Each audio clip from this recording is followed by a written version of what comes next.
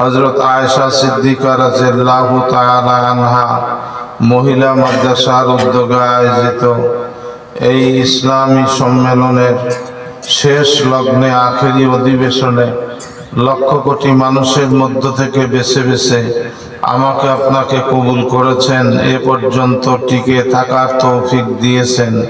মুহাব্বতে বলি আলহামদুলিল্লাহ। যে কয়জন মানুষ আছেন, নসিহত বহুত হয়ে গেছে, বাকি আছে আমলের। এই আমল যদি না হয় তাহলে মাফি ফায়দা, কোনো ফায়দা হবে না। আর যদি আমল করেন আলহামদুলিল্লাহ আলহামদুলিল্লাহ, আমলের বদৌলতে আল্লাহ নাজাতের ফয়সালা করে দিবেন। বাপ ও দোস্ত আমার, আল্লাহ রাব্বুল আলামিনের কোরআনে কারীম থেকে ছোট্ট একটি আয়াতে কারিমার অংশ আমি তেলাওয়াত করেছি।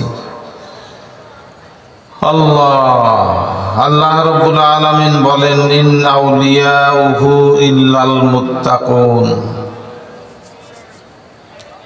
যারা নাফরমানি ত্যাগ করবে, যারা নাফরমানি ত্যাগ করবে, মুত্তাকি হবে, সবাই আল্লাহর ওলি হয়ে যাবে। বলেন সুবহানাল্লাহ। বাবারা, বেশি লম্বা চড়া কথা বলা এখন সময় নাই। রাত্রি 11:30 পার হয়ে গেছে। 12টার পরে জিন্দেগিতে কোনোদিন ওয়াজ করি নেই। কেন যে আজকে এত রাত্রিতে আমাকে দিল আল্লাহই ভালো জানেন।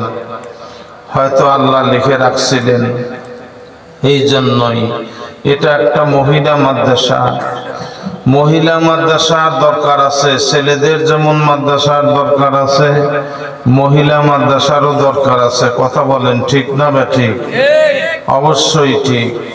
কেননা মা যদি ভালো হয় সন্তানও ভালো হয়, মা যদি ভালো হয় সন্তানও ভালো হয়। প্রাথমিক শিক্ষা সন্তানেরা মায়ের কাছ থেকেই নেয়। কথা বলেন ঠিক কি না? কথিত আছে আব্দুল কাদের জিলানী রহমাতুল্লাহ আলাইহি, ওনার মা কোরআনের হাফেজ ছিলেন, হাফেজা ছিলেন। 30 পারা কোরআন মুখস্থ ছিল। হযরত আব্দুল কাদের জিলানী রহমাতুল্লাহ আলাইহির মায়ের নাম ছিল ফাতেমা। এই ফাতেমা 30 পারা কোরআনের হাফেজা ছিলেন। উনি মাতৃগর্ভে যখন 4 মাস বয়স, মা 4 মাস বয়সের থেকে 1 পারা থেকে খতম শেষ করে আর প্রথম থেকে 17 পারা কোরআন শরীফ তেলাওয়াত করছিলেন।